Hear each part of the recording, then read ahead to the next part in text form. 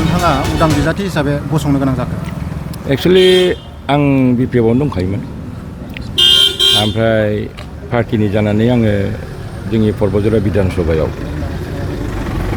माने खना खनला जायगायाव आं गिदिंबाय।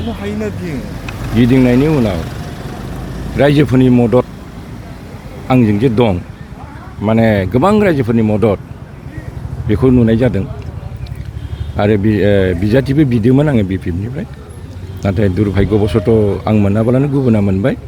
जिहेतु दा रायजोफ्रा बयबो दुखु जाबाय, बयबो आंखौ रिकुवेस्ट खालामबाय, बयबो नारसिनबाय जे नोंथांनि थाखाय जों इसेबां खाथिबाय बे नोंथाङा खिन्थु निर्दलीयआवबो गेलेनांगौ।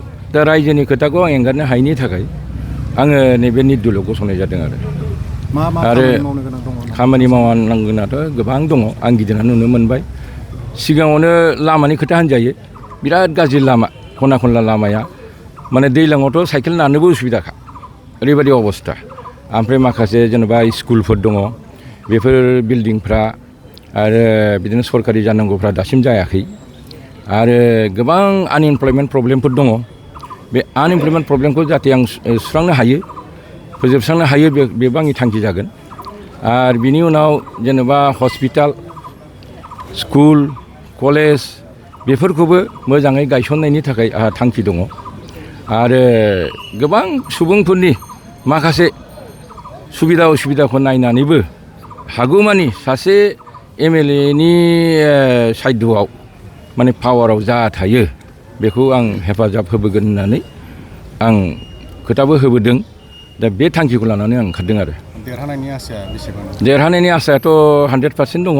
आं देरहागोन, मानोना आं बे एरियाखौ गिदिंजोबखाबाय आरो बे एरियानि मानसिफ्रा आंखौनो लुगैखायो। बे हिसाबै आं ओंखारदों, नङाबाथ' आं ओंखारनाय नङामोन। आंहा मोनसे आसा दं, आं निश्चित भाबै देरहागोन आरो।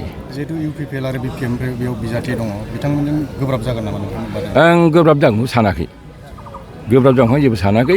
मानोना बेनि सुबुंफ्रानो आंखौ लुबैनाय जिहेथु प्रकास खालामबाय आरो आंखौ लुगैबाय, आंखौ नारसिनबाय, गतिके आं जेबो गोब्राब होननानै साना आरो। जिहेतु नोंथाङा बिपिएफनि सासे दैदेनगिरिमोन, दा बिपिएफखौबो नागारबाय, बिपिएफ पार्टिनि सायाव नोंथाङा माबाफोर दुखु?